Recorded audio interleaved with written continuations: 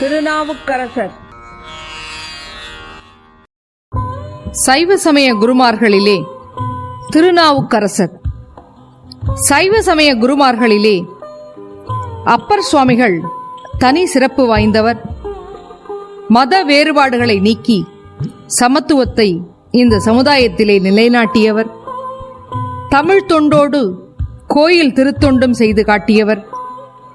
திருநாவுக்கரசரின் திருத்தொண்டையும் அவரின் வாழ்க்கை வழியும் நாம் பின்பற்றி நடப்பதே அவருக்கு நாம் செய்யும் வழிபாடாகும். இத்தகைய பெருமைக்குரிய அப்பர் சுவாமிகள் அவதரித்த நாடு திருமுனைப்பாடி. ஊர் பன்ருட்டிக்கு அருகே உள்ள திருவாமூர். அவருடைய பெருமைமிக்க பெற்றோர்கள் புகழனாரும் மாதினியாரும், ஆசைக்கு ஒரு பெண்ணாக திலகவதியாரும், ஆஸ்திக்கு ஒரு மகனாக மருள் நீக்கியாரும் அவதரித்தனர். திலகவதியார் பிறந்து சில முறையாண்டு அகன்றதன் பின் மலரும் மருள் நீக்கியார் அவதாரம் செய்தார். ஆக காலம் உருண்டோடுகிறது. பருவமடைகிறார் திலகவதியார். பருவமடைந்த பாவை திலகவதியாருக்கு மனம் பேசி முடிவு செய்கின்றனர். மனம் பேசி மணந்ததும் நல்ல நாட்டுப்பற்றும் வீரமும் மிக்க கலிப்பகையார். வட நாட்டிலே போர் மூழ்கிறது. போருக்கு செல்ல வேண்டிய கட்டாயத்திலே கலிப்பகையார் இருக்கிறார். சில காலம் சென்று அந்த போரிலே வீர மரணமும் அடைகிறார். இதற்கிடையே பெற்றோரை இழந்து விடுகிறார் திலகவதியார். தமிழ்நாட்டின் மரபையும் கற்பின் உறுதியையும் காக்க வேண்டி உயிர்விட துணிகிறார். மருள் நீக்கியாரோ தவக்கையின் இந்த செயலை கேட்டு வருந்துகிறார். தாய் தந்தை போல் உள்ள நீங்கள் இறக்கும் முன் நான் இறப்பேன் என்று கதறுகிறார். இதனை அறிந்து திலகவதியார் தம்பியார் உளராக வேண்டும் என்ற எண்ணத்தினால் மார்பிலே மங்கள நான் தாங்காமலே கைமை கோலம் பூண்டு மற்ற எல்லா உயிர்களுக்கும் அருள் தாங்கினார். இருவரும் சேர்ந்து தான தர்மங்கள் செய்தனர். குளம் தோண்டி வளம் பெருக்கினர். இவர்களது அறச்சாலைகளால் இவர்கள் பிறந்த குறுக்கையர் குடி வேளாண்மை குடியே சிறப்பு பெற்றது. காவளர்த்தும் குளம் தொட்டும் கடப்பாடு வழுவாமல் வாழ்கின்றனர். ஆக பெற்றோர்கள் இல்லை, உறவினரின் கட்டுப்பாடு இல்லை. அப்படி இருந்தும் ஒரு தவறான வழியிலே செல்லாமல் நல்ல நல்ல தர்மங்களை செய்து இருவரும் வாழ்ந்து வருகின்றனர். சமண சமயத்தை கண்டு இளமை துடிப்பிலே விளக்கிலே விழும் விட்டில் பூச்சியாக சமணத்திலே சேர்கிறார். சைவம் துறந்து சமணம் சாருகிறார். அந்த சமண பள்ளியிலே சேர்கிறார். அந்த பள்ளியிலே முதன்மை ஸ்தானம் பெறுகிறார். தர்மசேனர் என்ற பட்டம் பெறுகிறார். சமணர்களோ இவருக்கு பல்லக்கு போன்ற பல வசதிகளுடன் அவரை ஒரு சமண குருவாகவே மாற்றிவிடுகின்றனர். இதனை அறிந்த தமக்கையாரோ அனலில் விழுந்த புழு போல துடிக்கிறார். ஏன் தன்னுடைய தம்பி சமணம் சார்ந்தார்? தொடர்ந்து ஏற்பட்ட இறப்புகளா? ஆக செல்வத்தால் மன அமைதி கிடைக்கவில்லையா? ஆக தனிமையா? என்னவென்று தெரியவில்லையே என்று மனம் புழுங்குகிறார். எல்லாவற்றையுமே திருவதிகை பெருமானிடம் விடுகிறார். பூத்தொண்டு செய்கிறார். தன் தம்பியை மீண்டும் சைவ சமயத்திற்கு அழைக்க மாட்டாயா என்று அழுது வேண்டி நிற்கிறார். பூக்கை கொண்டு பொன்னடி போற்றிய இவர் கனவிலே உன் மனக்கவலை ஒழி, முன்னமே உன் தம்பி செய்த சிறு பிழை ஒன்று உண்டு. முன் ஜென்மத்தில் வாகிச முனிவராக பிறந்து கைலையிலே ராவணன் சாமவேதம் பாடச் சொல்லி சிவபெருமானின் சீற்றத்தில் இருந்து விடுபட செய்தது அவர் குற்றம். நல்லவராக இருந்தாலும் ஒரு தீயவனுக்கு துணை போன குற்றத்தால் அவனுக்கு நான் சூலை கொடுத்து ஆட்கொள்ளுகிறேன் என்று திலகவதியாருக்கு ஆறுதல் கூறுகிறார். அதன்படி ஒரு நாளிலே தாங்க முடியாத வயிற்று வலியால் தவிக்கிறார். தர்மசேனருக்கு சமண மருத்துவம் கையாளப்படுகிறது. அந்த மந்திரங்களோ மருந்துகளோ அவருக்கு மாற்றத்தை கொடுக்கவில்லை. தமக்கையிடம் தூது விடுகிறார். பயனேதுமே இல்லை. ஆக ஒரு இரவிலே சமண உடைகளையெல்லாம் தவிர்த்துவிட்டு தமக்கையிடம் ஓடோடி வந்து காலிலே விழுகிறார். தாய் உள்ளம் கொண்ட தமக்கையாரோ தம்பியை அன்புடன் நோக்கி வீரட்டாதீஸ்வரர் சன்னதியிலே கொண்டு வந்து நிறுத்துகிறார். திருநீறு பூசுகிறார். 5 எழுத்தை ஓதுகிறார். அப்பொழுது கூற்றாயினவாறு பதிகம் பாடுகிறார். சூலை நீங்குகிறார். சூலப்படையான் திருவாக்கால் ஏழுலகும் போற்ற திருநாவுக்கரசு என்ற நாமத்துடன் விளங்குவாய் என அருள் செய்கிறார். கைமை கோலத்துடன் இருந்தாலும் சமய குருவாக இருக்கும் பேரு அந்த காலத்திலே பெண்களுக்கு இருந்தது. பெண் உரிமை அவருக்கு தரப்பட்டிருக்கிறது என்ற செய்தி இதன் மூலம் தெரிகிறது. தர்மசேனர் சமணம் நீங்குகிறார். திருநாவுக்கரசராக சைவத்துக்கு வருகிறார். மகேந்திர பல்லவன் சமணர்களின் கூற்றுப்படி அவரை அழைத்து வருமாறு சொல்லி தண்டிக்க தொடங்குகிறான். நாமார்க்கும் குடியல்லோம் என்று தொடங்கிய பதிகம் பாடுகிறார். நெஞ்சுறுதியோடு திருநாவுக்கரசர் மகேந்திர பல்லவனிடம் வருகிறார். முதல் தண்டனையாக அவரை நீற்றறை சுண்ணாம்பு காலவாயிலே இடுகின்றனர். 7 நாட்கள் பூட்டி வைக்கிறான். அந்த காலவாயின் தீக்கனலோ தாமரை குளம் போல குளிர்கிறது. 5 எழுத்தின் துணையால் எந்தவிதமான தீங்கும் இன்றி மிகவும் அழகாக வெளியே வருகிறார். அப்பொழுதுதான் மாசில் வீணையும் என்ற பதியத்தை அருளிச் செய்கிறார்.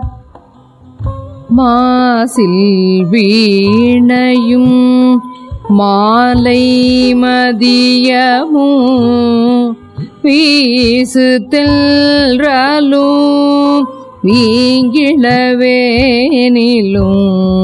மூசு வண்டரை பொய்கையும் போன்றதே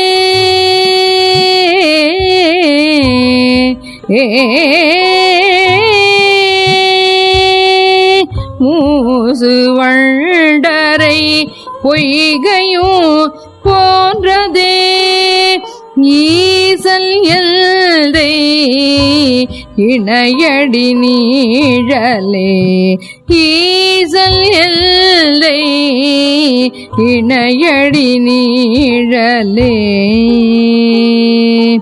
நிழலே இணையடி நிழலே.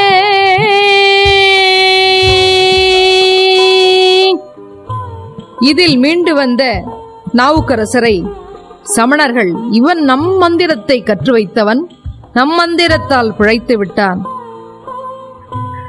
இனி நஞ்சை பாலில் கலந்து கொடுங்கள் என்றனர்.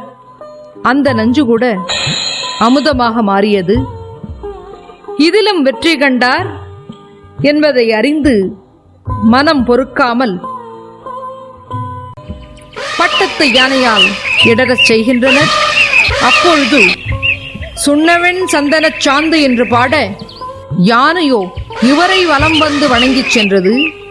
சுண்ணவெண் சந்தன சாந்தும் சுண்ணவெண் சந்தன சாந்தும் சுடர் திங்கள் சூழமணியும் சுடர் திங்கள் சூழமணியும் வண்ண உரிவை உடையும் வளரும் பவள நிறமும் அண்ணல்லரண்முர நேரும் அகலம் வளாய அறவும் திண்ணல் கெடில புனலும் உடையார் ஒருவர் தமர்நாம் உடையார் ஒருவர் தமர்நான் அஞ்சுவது யாதொன்றுமில்லை அஞ்ச வருவதுமில்லை அஞ்சுவது யாதொன்றுமில்லை அஞ்ச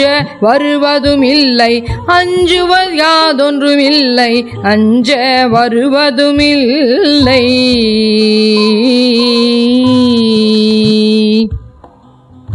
இவரை சுற்றி வந்த யானை அவரை வணங்கி வலம் வந்து செல்கிறது.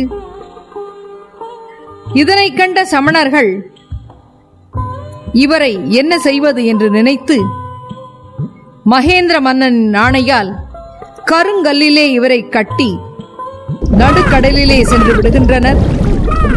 அப்பொழுது கூட நீலகண்டனை நீள நினைந்து ஐந்தெழுத்தை ஓதி வரும் நாவரசர் நல்லன் நாமம் நவின்று உயர்ந்தார்.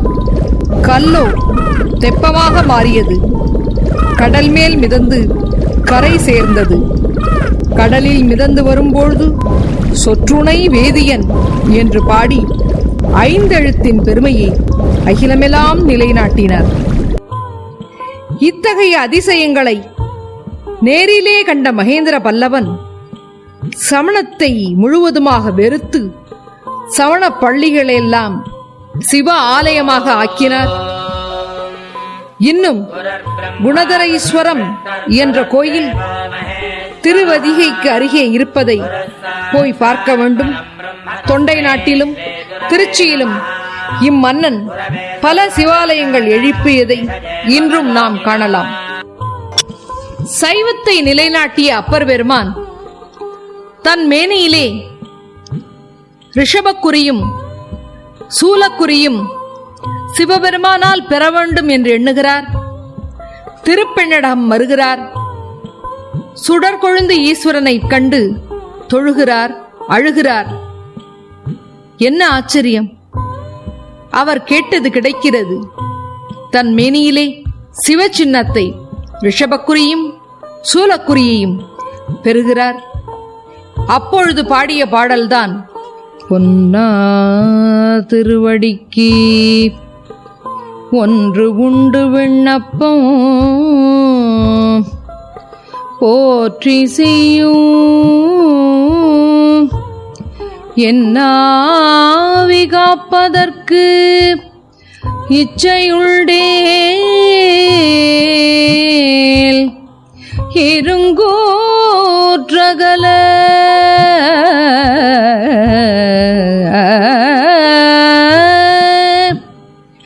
மின்னாறு மூவிலை சூலம் என் மேல் போரி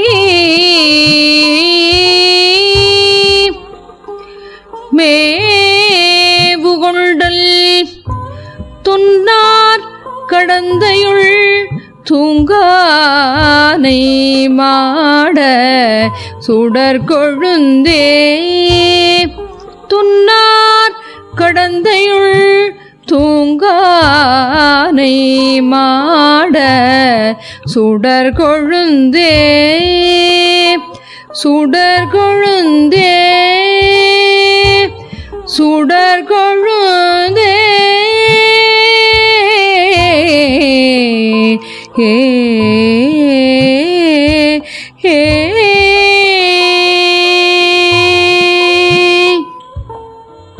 திருச்சத்தி முற்றத்திலே உள்ள சிவகொழுந்து ஈசனிடம் கோவாய் முடுகி என்ற பாடலை பாடுகிறார்.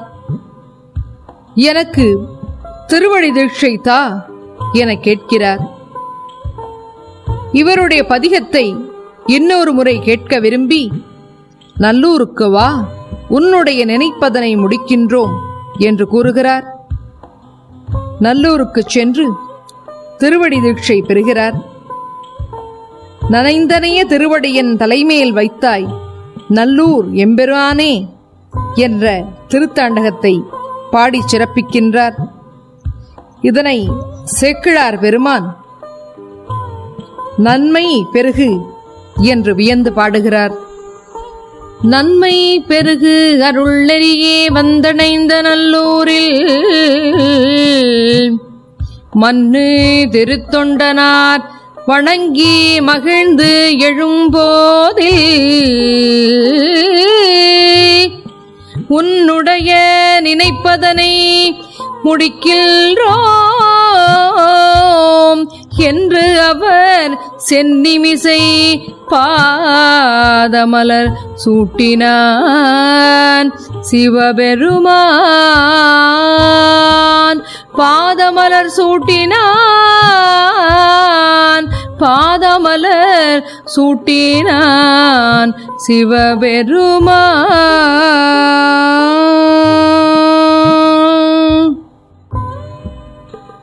அப்பர் பெருமான் தல யாத்திரையை மேற்கொள்கிறார்.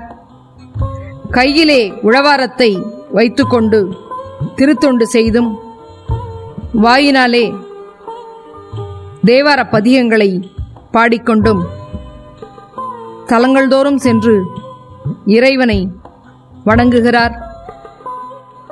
தில்லைக்கு வருகிறார். திருவருளை நினைத்து தில்லைக்கூத்தனை வழிபடுகிறார். என்று வந்தாய் என்று இறைவன் கேட்பது போல் இருந்ததாம்.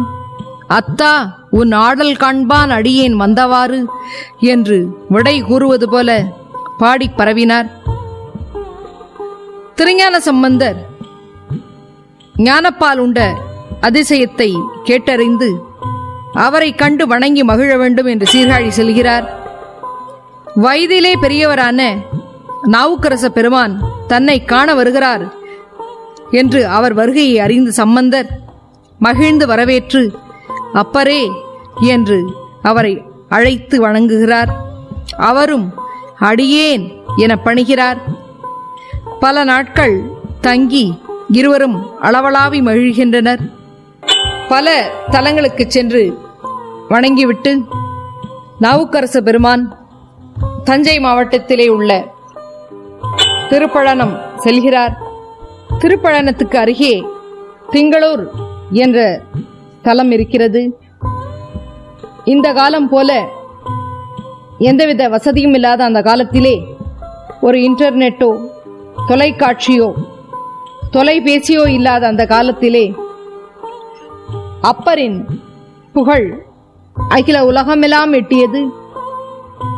அந்த திங்களூரிலே வாழ்ந்த அப்போது அடிகள் எப்பொழுதும் அஞ்சி போய் கலிநெளிய அழலோம்பும் அப்பூதி என்றபடி நாள்தோறும் நாடு உயர வேண்டும், மழை பொழிய வேண்டும் என்ற பொது நலத்துக்காக வேள்விகள் செய்து வந்த வித்தகர். இவரது பெருமையை கேட்டு அறிந்து அவரை காணாமலே இவரை ஒரு சிவனாகவே பாவித்து அவர் மேல் தீரா காதல் கொண்டு தன் பிள்ளைகளுக்கும் அன்ன சத்திரங்களுக்கும் சோலைகளுக்கும் கல்விக்கூடங்களுக்கும் மருத்துவமனைகளுக்கும் படி போன்ற அளக்கும் கருவிகளுக்கு கூட திருநாவுக்கரசர் என்ற பெயரை வைத்தார். மேலும் தன்னுடைய 2 குழந்தைகளுக்குமே மூத்த திருநாவுக்கரசு இளைய திருநாவுக்கரசு என்று பெயரிட்டு மகிழ்ந்தார். கால்நோக தலங்களெல்லாம் சென்று இறைவனை பாடி உழவார தொண்டு செய்து வந்த திருநாவுக்கரச பெருமான் அந்த காட்சியை காண்கிறார். எப்படி தன் பெயர் இருப்பதை, எல்லா இடங்களிலுமே தன் பெயர் இருப்பதை கண்டு வியந்து போகிறார். அவர்தான் நாவுக்கரச பெருமான் என அறிந்து கொண்டு அவரை வணங்கி மகிழ்கிறார். அப்பூதியடிகள் திருநாவுக்கரசரை கண்டு வணங்கி விருந்து படைக்க எண்ணி தன்னுடைய மகன் மூத்த திருநாவுக்கரசரை இலை கொண்டு வரச் சொல்கிறார். நல்ல தாய் தந்தை இட்ட கட்டளையை ஏற்ற மகன் இலையை அறிந்து கொண்டு வர ஓடுகிறான். அப்பொழுது அந்த இலையிலே இருந்த ஒரு பாம்பு அவனை தீண்டுகிறது. கடமையை முடிக்க வேண்டும் என்று எண்ணி அந்த குழந்தை அந்த இலையை எடுத்துக்கொண்டு மிக வேகமாக ஓடிச் சென்று தாயின் கையிலே கொடுத்துவிட்டு கீழே விழுந்து இறந்து விடுகிறான். தாய் தந்தை இருவருமே அந்த சவத்தை மறைத்து வைத்துவிட்டு கொல்லையிலே ஒரு பாயிலே அந்த உடம்பை சுற்றி வைத்துவிட்டு எதுவுமே நடக்காதது போல இலையிலே உணவு பரிமாறுகின்றார்கள். கோவிலுக்கு சென்று வந்துவிட்ட அப்பர் பெருமான், குழந்தையை கூப்பிடுங்கள், பிரசாதம் கொடுக்க வேண்டும் என்று கேட்ட பொழுது அவன் இங்கு உதவான் என்று கூறுகிறார்கள். அப்பொழுது உண்மையை அறிந்த நாவுக்கரசர் மனம் பதைவதைத்து அந்த பையனின் உடலை எடுத்துக்கொண்டு திருக்கோயிலுக்கு செல்கிறார். ஒன்றுகொலாம் என்ற அற்புத பதிகம் பாடுகிறார். பையனின் விடம் நீங்கி உயிர் பெற்று எழுகிறான். அப்பொழுது பாடிய பதிகம்தான் ஒன்றுகொலாம். ஒன்று கொலாம் அவர் சிந்தையுயர்வரை,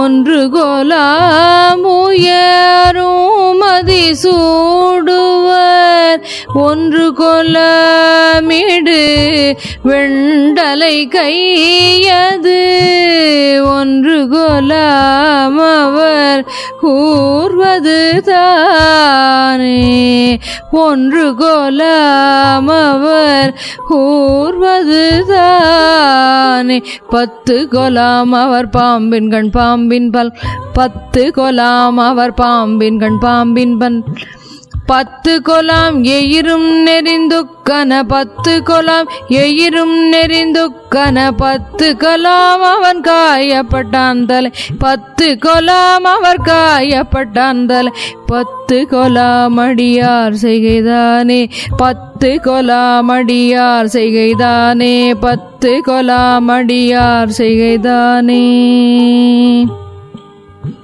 இந்த நிகழ்ச்சிக்கு பிறகு அப்போதி அடிகளின் வீட்டிலே சில காலம் தங்கியிருந்துவிட்டு தன்னுடைய பயணத்தை தொடங்குகிறார்.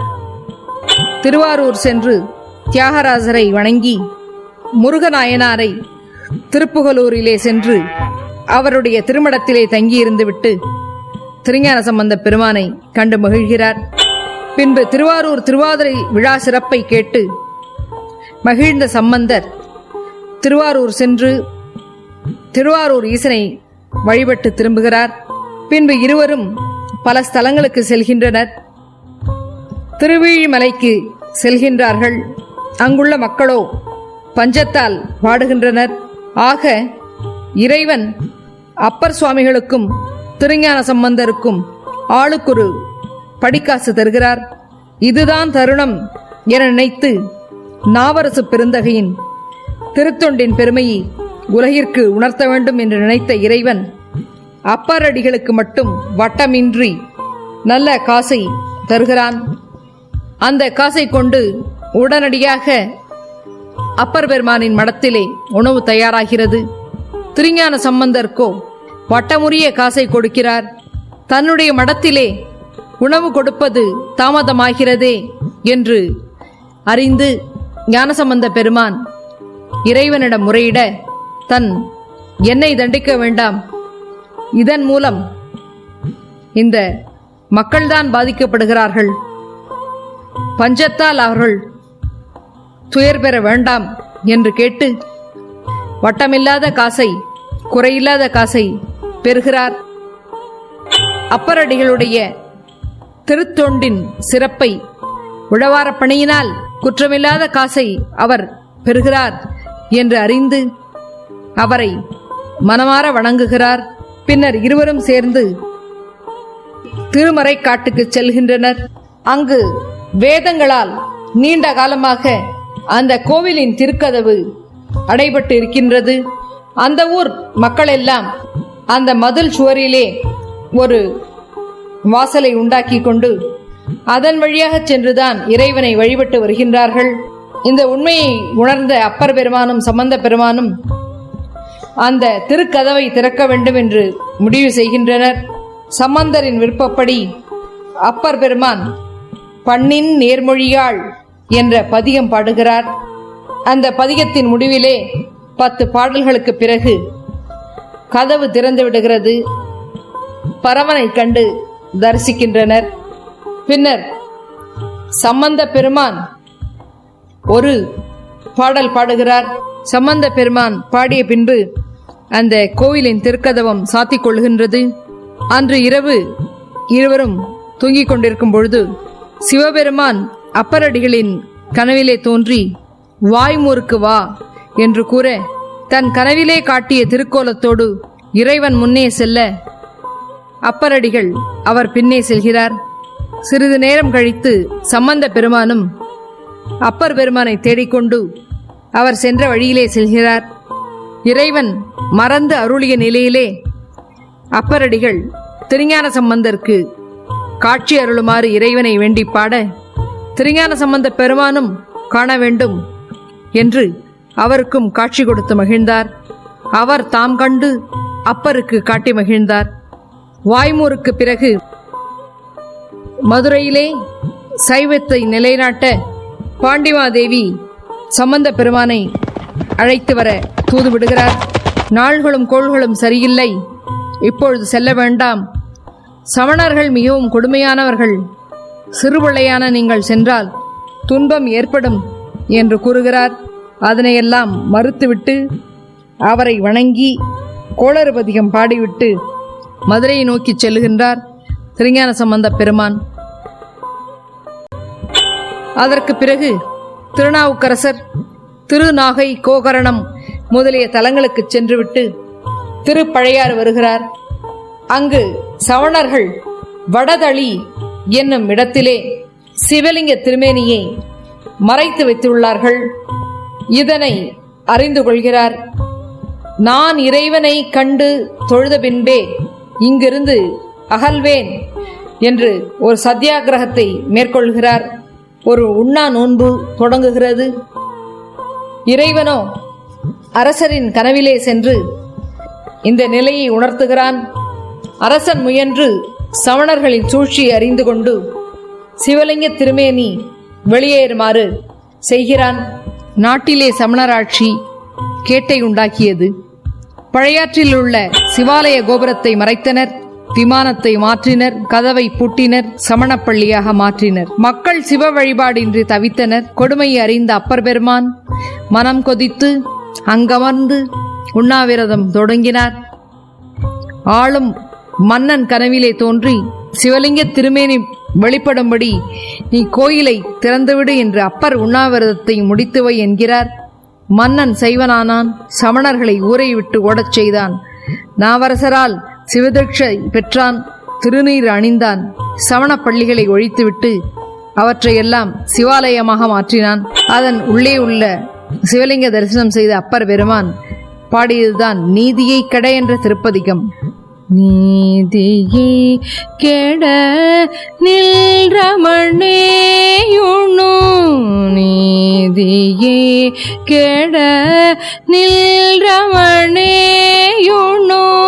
சாதியே கெடுமா செய்த சங்கரல், சாதியை கெடுமா செய்த சங்கரல், ஆதியை பழையாறை வடதளி, ஆதியை பழையாறை வடதளி, சோதியை தொழுவார் துயர் தீருமே, சோதியை தொழுவார் துயர் தீருமே, சோதியை தொழுவார் துயர் தீருமே, சோதியை தொழுவார் துயர் தீருமே. இன்று உலகம் போற்றும் உத்தமர் காந்தியடிகளின் சத்தியாகிரகம், உண்ணா நோன்பு போராட்டம் ஆகியவற்றுக்கு திருநாவுக்கரசு பெருமானே வித்துட்டுள்ளார் என்று நினைத்து நாம் பெருமைப்பட முடியும். திருநாவுக்கரசு பெருமான் கொதிக்கும் வெயிலிலே அடியார்களுடன் திருப்பைஞ்சிலி என்ற தலத்திற்கு செல்ல நினைக்கிறார். பாதையோ மிகவும் கடுமையான கல்லும் முள்ளும் நிறைந்த காட்டுப்பாதை. தாகம் தணிக்க தடாகமும் இல்லை, பசி தீர சோறும் இல்லை. என்ன செய்வார்? அடியார் பொசித்திருக்க ஆண்டவர் பொறுப்பாரோ? தாயினும் சாலப்பறிந்து உருமாறி சோற்றையும் நீரையும் கொடுக்கின்றார். காட்டிலே வேடம் தாங்கி வந்த கடவுள் மறைகிறார். பசி போக்கி தாகம் தீர்த்த பரமனல்லவா என வியப்படைகிறார். சிவனே சிவனே என ஓலமிடுகிறார். அதே வேடத்தில் வந்த ஆண்டவன், ஐயா நீர் எங்கு செல்கிறீர் என்று கேட்க, நான் திருப்பைஞ்சிலி செல்கிறேன் என்று கூற, அப்பர் சுவாமிகள் நானும் அங்குதான் செல்கின்றேன் என்று அழைத்து கோவிலுக்குள்ளே சென்று மறைந்து விடுகிறார். அப்பொழுது அப்பர் பெருமான் உளமுருகி உவந்து பாடியதுதான் காருலா மலர் என்ற தேவாரம். காருலா மலர் கொன்றையந்தாரில் காருலா மலர் கொன்றையந்தாரில் வாருலா மூலை வாருலா மூலை மங்கையோர் பங்கில் வாருலா மூலை மங்கையோர் பங்கில் தேருலாம்பொழில் சூழ்ந்த பஞ்சிலிய தேருலாம்பொழில் சூழ்ந்த பஞ்சிலிய ஆர்கில ஆமுதை ஆர்கில ஆமுதை அடைந்துயிமிலே ஆர்கில அமுதை அடைந்துயிமினே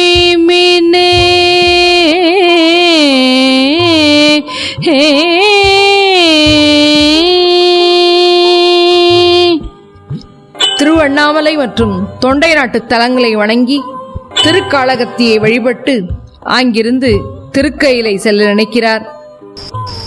காடுகள், மலைகள், ஆறுகள் இவற்றையெல்லாம் கடக்கிறார். காசியிலே சென்று விஸ்வநாதரை வழிபடுகிறார்.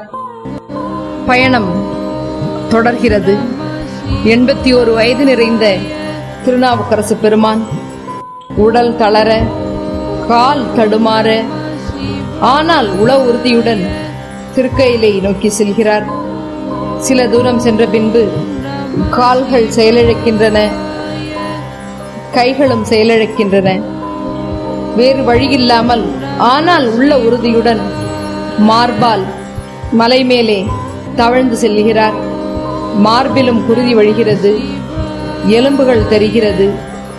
பின்னர் முதுகாலே மேலே நோக்கி தவழ்ந்து செல்கிறார். அப்பொழுது எம்பிரான் ஓர் வேதியர் வடிவம் தாங்கி வருகிறார். இங்கு எதற்கு வந்தீர் என்று அந்த வேதியர் கேட்க, கைலை நாதனை காண வந்தேன், வேறெதற்கு என்று கூறுகிறார். அனுமதியின்றி அவனை காண இயலாது, திரும்பி போம் என்று உறுதியுடன் வேதியர் கூற, ஆளும் நாயகன் கைலை கண்டல்லால் மாளும் இவ்வுடல் கொண்டு மீளேன் என்று மன உறுதியுடன் குறிப்பிடுகிறார். சிரித்த வேதியரோ, இந்த குளத்திலே மூழ்கி திருவையாற்றில் எழும், அங்கு கைலை காட்சியை காட்டுதும் என்று கூறி மறைந்தார். விண்ணிலே சிவபெருமான் காட்சி அளித்தார். அண்ணலே, என்னை ஆண்டு கொண்டு அருளிய அமுதே என்று போற்றினார். வேற்றாகி விண்ணாகி என்ற தாண்டகம் பாடினார். குளத்திலே மூழ்கினார். ஐயாரப்பன் குளத்திலே எழுந்தார். ஆஹா, திருக்கைலை காட்சியை கண்டு ரசிக்கிறார். அப்பொழுது பதியங்கள் பாடுகிறார். அண்ணலே என்ற தேவாரமும், வெற்றாகி விண்ணாகி என்ற பதியமும், மாதர் பிறை கண்ணியானை என்ற பதியமும், ஓசை ஒலியலாம் என்ற பதியமும் பாடுகிறார். ஆக இந்த சைவ சமய குரவர்கள் 4வர்களுள் அப்பர் சுவாமிகள் ஒருவரே திருக்கைலைக்கு பாத யாத்திரையை சென்று முடித்து பெருமானை கண்டவர். இறைவன் அங்கு ஆண் பெண்ணாய் அவர் கண்டனெல்லாம் அம்மையப்பராகவே அவருக்கு காட்சி தெரிகிறது. பின்னர் பல தலங்களை வணங்கிவிட்டு திருப்பூந்துருத்தி வருகிறார். அண்ணலே என்னை ஆண்டு கொண்டருளிய அமுதே விண்ணிலே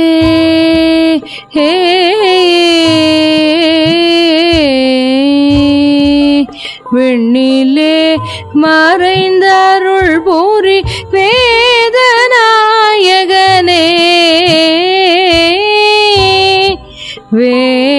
வேதநாயகனே கண்ணினான் திரு கைலையில் இருந்த நின் கோலம் கண்ணினால் சிறு கைலையில் இருந்த நின் கோலம் நன்னினான்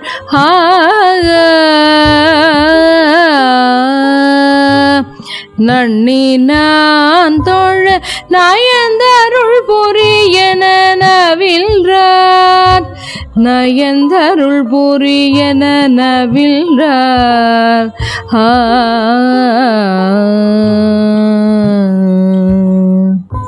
வேற்றாகி விண்ணாகி நின்றாய் போற்றி மீளாமே ஆளன்னை கொண்டாய் போற்றி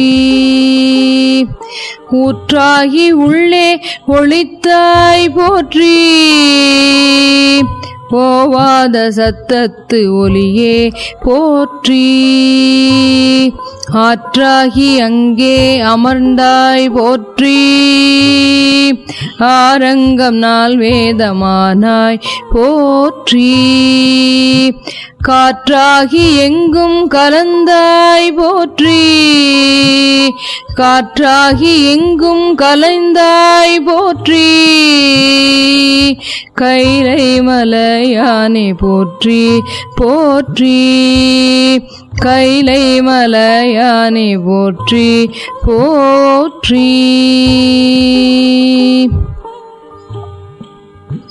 மாதர் பிறை கண்ணியானை மலையான் மகளோடு பாடி மாதர் பிறை கண்ணியானை மலையான் மகளோடு பாடி போதோடு நீர் சுமந்தேத்தி போதோடு நீர் சுமந்தேத்தி புகுவாரவர் பின் புகுவேன் யாதும் சுவடு படாமல் ஐயாரடைகின்ற போது காதல் மட பிடியோடும் காதல் மட பிடியோடும் களிறு வருவன கண்டேன் காதல் மட பிடியோடு களிறு வருவன கண்டேன் கண்டேன் அவர் திருப்பாதம் கண்டறியாதன கண்டேன் கண்டேன் அவர் திருப்பாதம் கண்டறியாதன கண்டேன் கண்டேன் அவர் திருப்பாதம் கண்டறியாதன கண்டேன்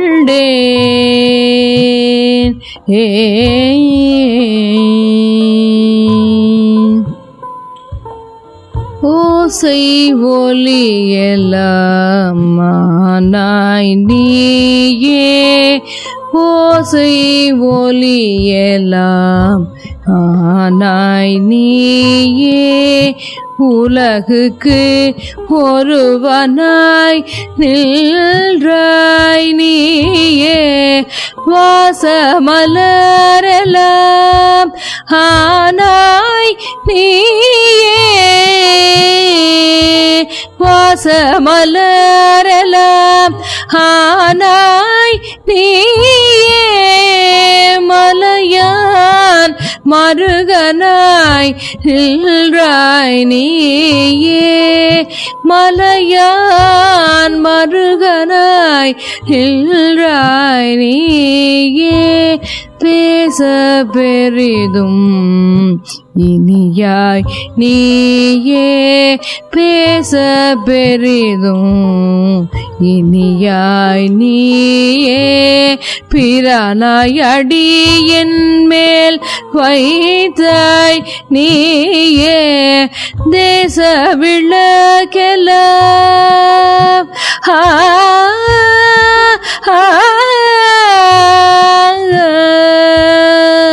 தேச விளக்கெல்லாம் ஆனாய் நீயே திருவையார் அகலாத செம்போர் சோதி திருவையார் அகலாத செம்போர் சோதி செம்போர் சோதி செம்போர் சோதி திருவையாரகலாத செம்போர் சோதி செம்போர் சோதி செம்போர் சோதி. பதியங்களை பாடிவிட்டு பல தலங்களை வணங்கிவிட்டு திருப்பூந்துருத்திக்கு வருகிறார். அங்கே மடம் அமைத்துக் கொண்டு எம்பிரானுக்கு தொண்டு செய்து கொண்டு இறைவனை வழிபட்டு கொண்டு இருக்கிறார். மதுரையிலே சமணத்தை வென்று சைவ சமயத்தை நிலைநாட்டிய திருஞான சம்பந்தர் அப்பரடிகளை காண வருகிறார். அதனை அறிந்து அப்பர் சுவாமிகளோ ஒருவரும் பார்க்காதபடி அடியார் கூட்டத்துக்குள்ளே புகுந்து பல்லக்கை தானும் தன் தோளிலே சுமந்து வருகிறார். ஒரு குறிப்பிட்ட தூரம் வந்த பிறகு அப்பரடிகளை காணாத சம்பந்தர் அப்பர் எங்குற்றார் என குழைய வரும் அடியார்களை கேட்க, உன்னடியேன் உம்மடிகள் தாங்கி வரும் பெருவாழ்வு பெற்று இங்குற்றேன் என்று கூறுகிறார். பதவதைத்து போன சம்பந்த பெருமான் பல்லக்கிலிருந்து கீழே இறங்குகிறார். அவர் அடி வணங்குகிறார். இருவரும் திருப்பூந்துருத்தியிலே சில காலம் தங்கி மகிழ்கின்றனர். பின்பு அப்பரடிகளோ மதுரை சென்று ஈசனை வணங்கி பாண்டி நாட்டு தலங்களை எல்லாம் வணங்கிவிட்டு திருப்புகலூருக்கு வருகிறார். இறுதியாக தாம் செய்து கொண்டு வந்த கோயில்கள் தோறும் உழவார பணியை திருப்புகலூரிலும் செய்து வருகிறார். அப்பொழுது சிவபெருமான் இவரது உள்ளத்து உறுதியை உலகிற்கு உணர்த்த வேண்டும் என்று திருவுளம் கொள்கிறார். அவர் தொண்டு செய்து கொண்டு வரும் உழவாரத்திலே பொன்னும் மணிகளும் நவரத்னங்களையும் தோன்ற செய்கிறார். கேடும் ஆக்கமும் கெட்ட திருவினர் ஓடும் செம்பொன்னும் ஒக்கவே நோக்குவார் என அவற்றை வெறும் கற்களாகவே தூக்கி எறிகிறார். அடுத்து தேவலோக பெண்களை, ரம்பை, ஊர்வசி போன்ற தேவ மாதர்களை அவர் முன்னே கொணருகிறார். அவர்களை ஆடச் செய்கிறார். திருத்தொண்டிலே நாட்டமும் சிவபெருமான் திருவடிக்கே தன் எண்ணமும் என்ற நெஞ்சுரம் கொண்ட அப்பர் சுவாமிகளின் மனம் இதையெல்லாம் கண்டு சிதையவில்லை. அவர் பணியிலே கண்ணாக இருக்கிறார். திருப்புகலூர் ஈசன் இவரது திண்ணிய செயலை கண்டு மகிழ்கிறார். நாவுக்கரசரோ தாம் இங்குதான் முக்தி பெற வேண்டும் என்று எண்ணுகிறார்.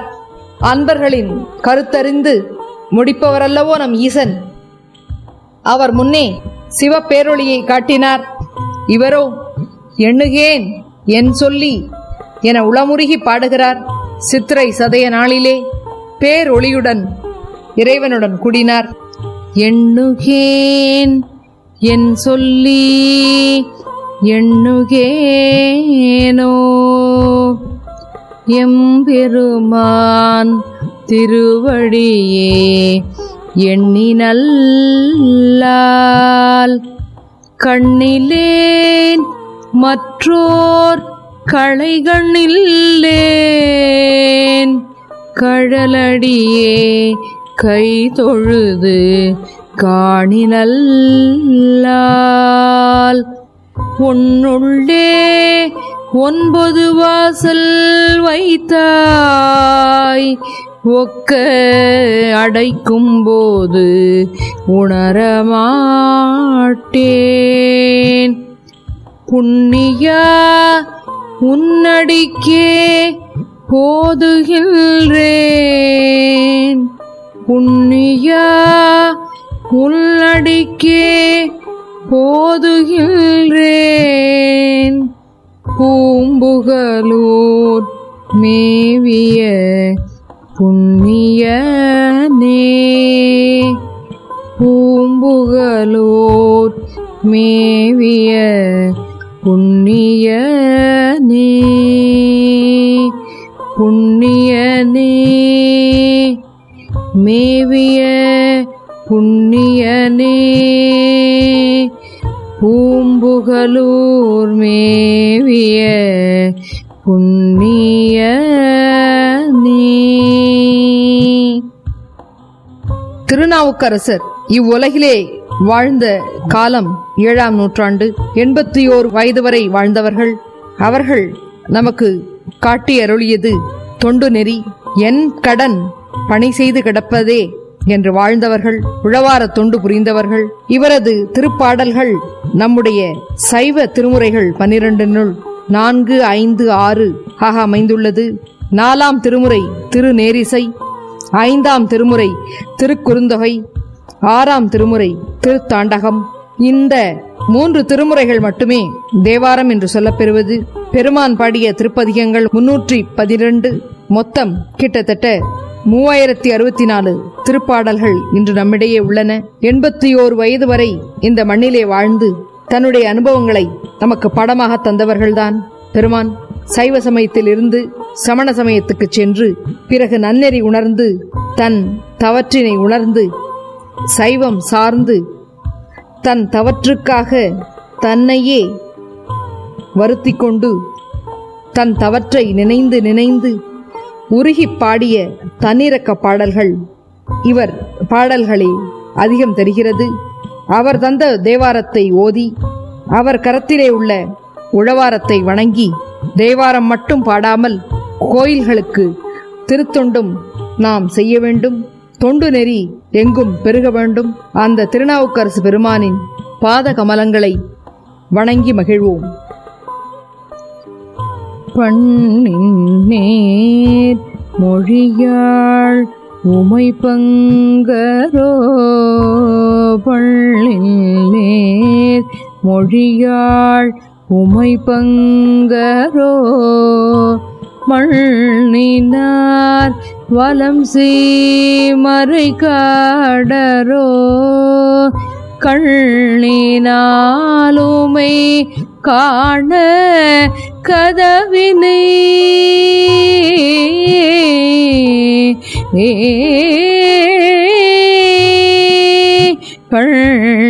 பள்ளினாலுமை காண கதவினை திள்ளமாக திறந்தருள் செய்மினே,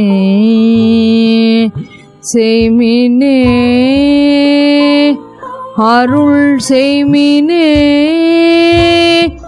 திறந்தருள் செய்மினே.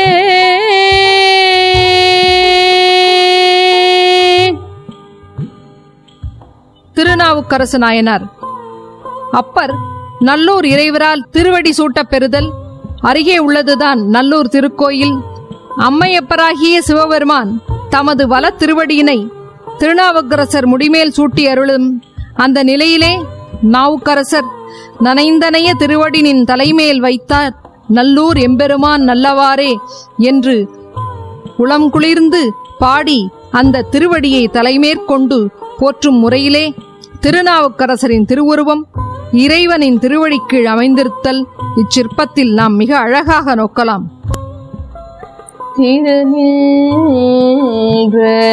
செம்மையே செம்மையாய் கொண்ட திருநாவு கரையல்தல் அடியார்க்கும் அடியேன் அடியார்க்கும் அடியேன்